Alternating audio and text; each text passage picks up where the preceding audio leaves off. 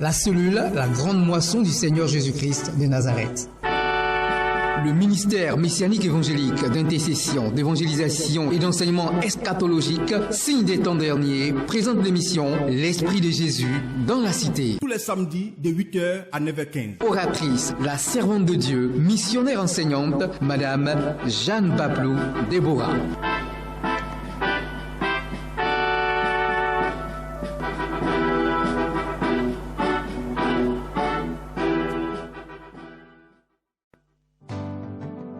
Vêtu de gloire, le Fils de l'homme reviendra.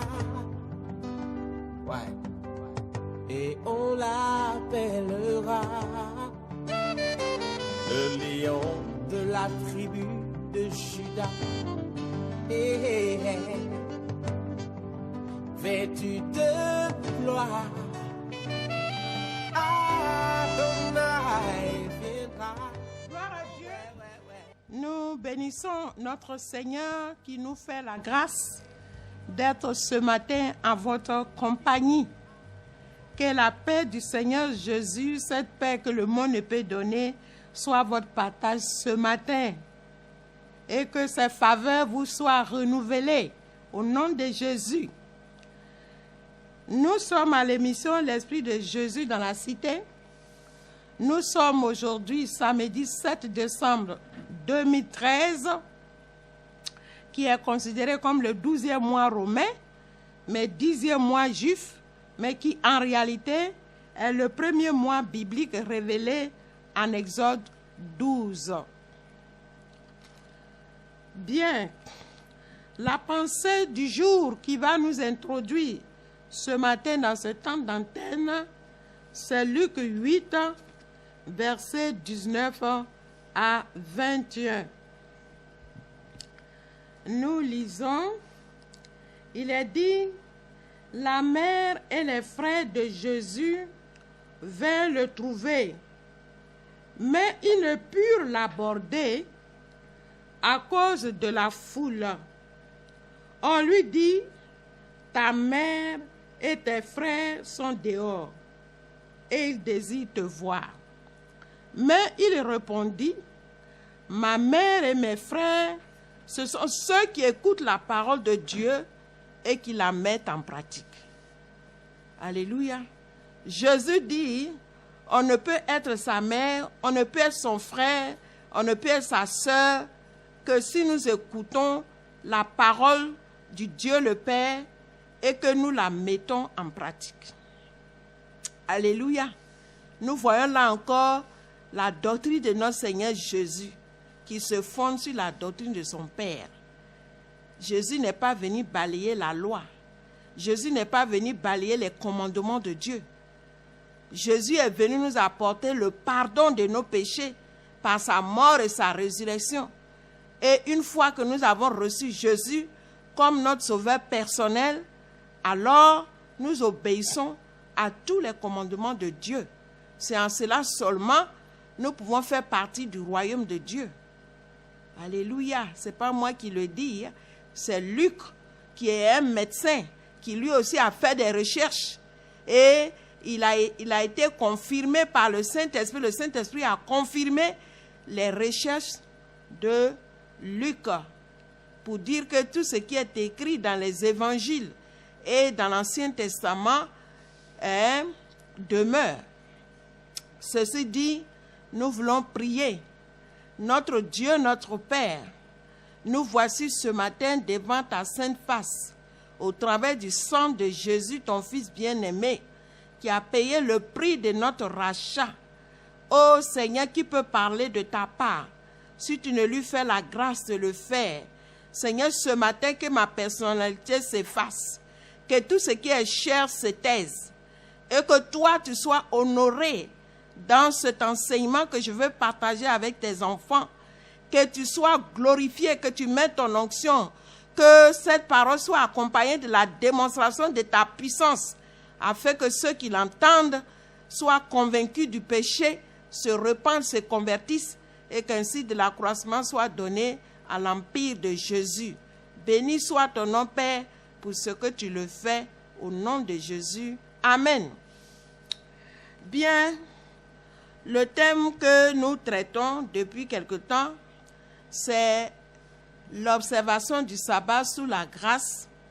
Est-ce une hérésie ou une vérité biblique? Alléluia. Aujourd'hui, je pense que nous allons clore ce thème par la grâce de Dieu. Et nous allons aborder 3 sous-thèmes aujourd'hui. La controverse, le premier sous-thème, c'est la controverse qui oppose ceux qui disent que le sabbat n'est pas nécessaire et que ceux qui affirment que le sabbat est nécessaire. Ensuite, nous verrons aussi en deuxième sous-thème comment le sabbat a été mis en oubli. En troisième sous-thème, quelle est la bénédiction qui s'attache à ceux qui observent le sabbat. En quatrième sous-thème, quels sont les châtiments qui sont réservés à ceux qui profanent ce jour-là. Alléluia. Je pense que Dieu nous aidera à pouvoir boucler ce thème aujourd'hui. Et puis après, je vais prendre quelques semaines de repos. Assurément, nous inviterons un homme de Dieu à venir prendre la relève, faute de quoi on va vous rediffuser les émissions antérieures. Soyez donc bénis dans le nom de notre Seigneur Jésus. Eh bien, comme à l'accoutumée, nous voulons prier d'abord, porter quelques sujets devant le trône de grâce, et puis après quoi nous allons passer au thème proprement dit. Alors, le sujet de prière, nous prenons ça dans Ésaïe 44. Vous savez qu'on est à la fin de l'année, je vous ai dit la dernière fois, que nous sommes dans le premier mois biblique. Le mois de décembre est le premier mois biblique. Alléluia. Nous avons célébré le sabbat dernier, le premier jour, nous avons glorifié Dieu. Alléluia. Maintenant, le monde attend janvier pour célébrer son jour de fin d'année. Mais les enfants de Dieu devaient célébrer le Seigneur maintenant. Bien, alors c'est Ésaïe 44, versets 21 à 23. Le Seigneur dit dans cette parole, « Souviens-toi de ces choses, ô Jacob, ô Israël, car tu es mon serviteur. Je t'ai formé, tu es mon serviteur. Israël, je ne t'oublierai pas. » Seigneur, ce matin, nous voulons te bénir pour tous ceux qui s'identifient à Israël. Merci de ce que tu ne nous oublies pas, Seigneur. Merci parce que tu dis, je fasse tes transgressions comme un nuage et tes péchés comme une nuée. Reviens à moi car je t'ai racheté. Cieux, réjouissez-vous car l'Éternel agit. Profondeur de la terre, retentissez d'allégresse, montagne, éclatez en cris de joie, vous aussi forêt, avec tous vos arbres, car l'Éternel a racheté Jacob, il a manifesté sa gloire en Israël. Ô grand Dieu, sois loué, béni, de ce que tu as racheté tous ceux qui s'identifient à Jacob. Merci Seigneur de ce que tu as reposé, Père, ton esprit de grâce sur nos vies. Merci de ce que, ô Dieu, Père, tu as agi à notre faveur. Tu nous as gardés, tu nous as délivrés des liens du méchant. À ceci, tu dis profondeur de la terre retentissait d'allégresse.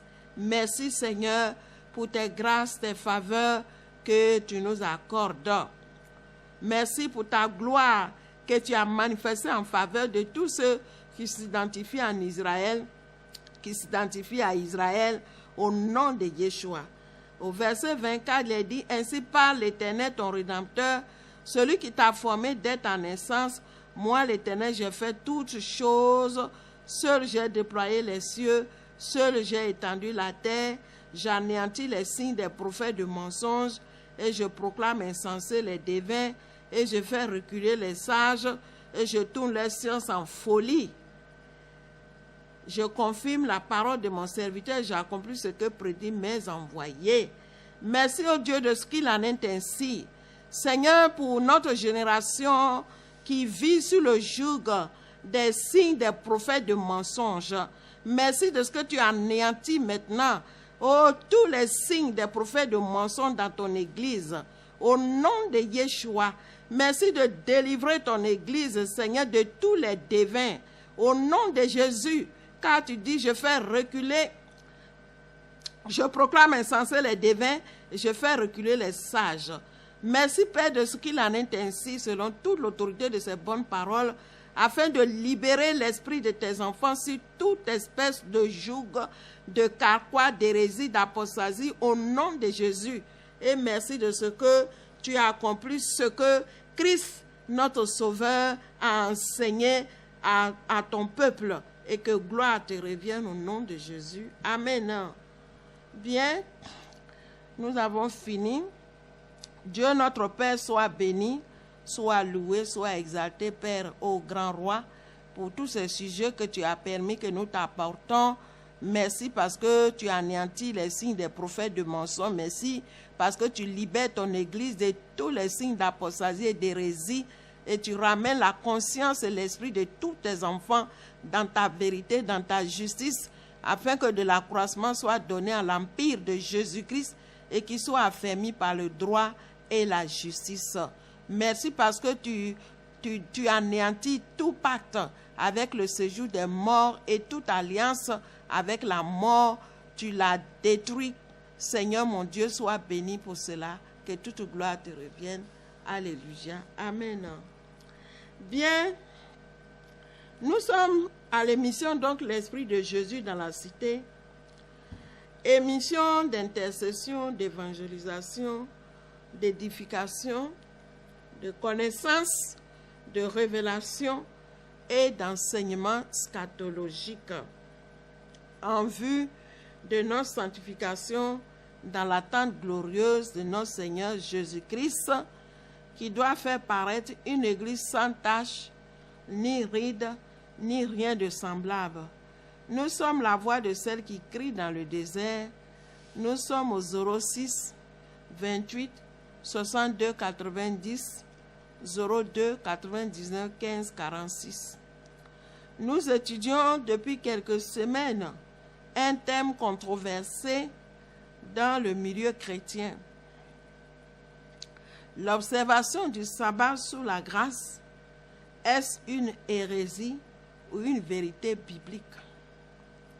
Nous avions démontré par le Saint-Esprit à la lumière de la parole de Dieu que l'observation du sabbat sous la grâce est une vérité biblique. Pour la simple raison que le sabbat est le 4e commandement de Dieu, en ce que l'Éternel a dit en Ésaïe 45, verset 23, que la vérité sort de sa bouche et de ce que sa parole ne sera point révoquée. Donc c'est un commandement qui ne peut être révoqué par les hommes. Alléluia. C'est Dieu qui l'a décrété. Seul Dieu a le pouvoir d'annuler cela. Mais aucun homme, quelle que soit l'onction qu'il a reçue, ne peut se permettre de dire que ce jour-là ne doit pas être observé. De plus, le Seigneur Jésus a dit que c'est de lui que Moïse a reçu les commandements de l'Éternel. Jean 5, 46. Vous voyez, Jésus dit que c'est de lui que Moïse a écrit. Donc, il n'y a pas d'annulation de ce commandement-là. Et le Seigneur Jésus affirme en Matthieu 5, 17, 20 que tant que le ciel et la terre ne passeront, aucun iota ni trait de lettre ne sera retiré à la loi ni aux prophètes. Aussi, nous affirmons avec certitude que le sabbat, 4e commandement de l'Éternel, est une vérité biblique qui mérite d'être observée. En ce que l'Église primitive, qui a expérimenté la gloire et la puissance du Saint-Esprit avec les prophètes des apôtres, avec les prophètes, les apôtres de Jésus-Christ, les docteurs, les pasteurs et les évangélistes, en Acte 13, dans l'église d'Antioche, Acte 13, il y avait tous les ministères étaient réunis là. Vous voyez? Et quand vous allez dans Actes 14, 15, 16, 17, 18, l'apôtre Paul même était parmi toutes ces personnes-là, a lui-même observé le sabbat. Il n'a point profané le sabbat. Tous les apôtres de Jésus dans l'église primitive, et qui étaient remplis de la gloire de Dieu, et qui étaient revêtus de la puissance de Dieu, parce que de nos jours, c'est vrai, l'Esprit de Dieu agit, mais il y a un peu de dissolution. Mais eux, ils étaient revêtus vraiment de la plénitude, de la gloire de Dieu. Ils n'ont pas profané le sabbat. Ils n'ont pas dit le sabbat n'a plus sa raison d'être. Paul était parmi eux. Voyez. Par conséquent, il n'est pas convenable ni juste que l'Église de la fin des temps, qui doit accomplir toutes les prophéties de l'Éternel, se refuse d'observer ce commandement au prétexte que l'apôtre Paul aurait affirmé que l'observation du sabbat et des fêtes de l'Éternel sont l'ombre des choses à venir, alors que lui-même n'a point profané ce jour. Aujourd'hui, nous voudrons poursuivre cette réflexion pour mettre en évidence une autre controverse qui oppose les fils et les filles du royaume au sujet de l'observation du sabbat sous la grâce avec les fils et les filles des hommes. Parce qu'il y a des filles des hommes. Parmi ceux qui disent invoquer Dieu, il y a les fils des hommes. Il y en a qui sont sous le joug de l'esprit humain. Et tout ce qu'ils font là, tout leur raisonnement tourne autour de l'esprit humain, comme le Seigneur l'a dit dans Apocalypse 13, verset 18. Quand il parle du chiffre, du nombre de la bête, qui est le nombre d'hommes, 666, qui est le nombre d'hommes. C'est le nombre de l'esprit humain qui veut dominer, qui veut prendre la place de Dieu, qui veut biaiser, qui veut tronquer la parole de Dieu. Voyez. Alors, quelle est la controverse qui oppose les fils du royaume et les fils des hommes? L'apôtre Paul a dit en Romains 14, 5 à 6, que celui qui distingue les jours le fait pour le Seigneur, et tel autre estime tous les jours égaux.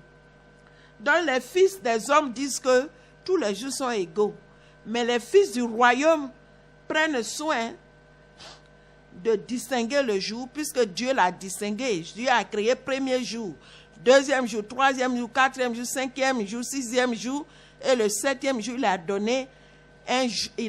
a sanctifié ce jour-là. Et ce septième jour, lui a donné un nom qu'on appelle le sabbat. Voyez? Et Dieu s'est reposé. Donc si Dieu a distingué, et si on est fils de Dieu, nous devons pouvoir distinguer. Maintenant, celui qui dit que les jours sont égaux, c'est que son père n'est pas Dieu. C'est qu'il a un autre père. C'est l'esprit humain. Voyez? Alors, par rapport donc à cette parole-là, l'apôtre Paul ajoute que chacun ait à son esprit une pleine conviction. En effet, toute conviction qui n'est pas fondée sur la parole de vérité écrite, mais qui se fonde sur la tradition humaine, n'est que hérésie. Voyez? Parce que quand toi tu affirmes que tous les jours sont égaux, sur quoi tu te fondes? Si tu peux démontrer un seul verset dans les 66 livres qui dit que tous les jours sont égaux, alors c'est que tu es fils de Dieu. Mais s'il n'y a aucun verset qui soutient ce que tu dis, c'est que tu es fils de l'homme.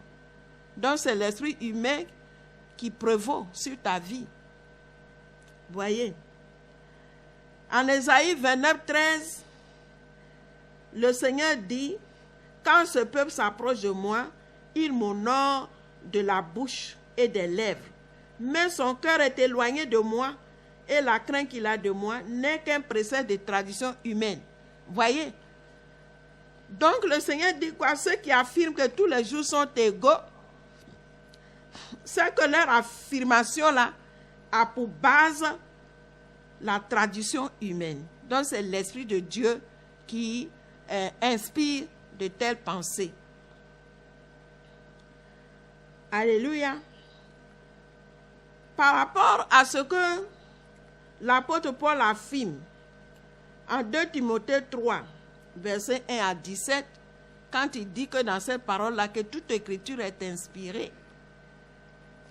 de Dieu pour enseigner, pour instruire, pour convaincre de la justice, afin que, pour corriger même, afin que tout homme de Dieu soit accompli pour toute bonne œuvre que Dieu a accomplie à l'avance. Voyez? Donc, pour dire que les fils de Dieu affirment que toute la parole de Dieu est vérité. On ne peut rien retrancher. Et c'est ce que Paul affirme aussi quand il dit à 1 Corinthiens 7, verset 19, que la circoncision n'est rien,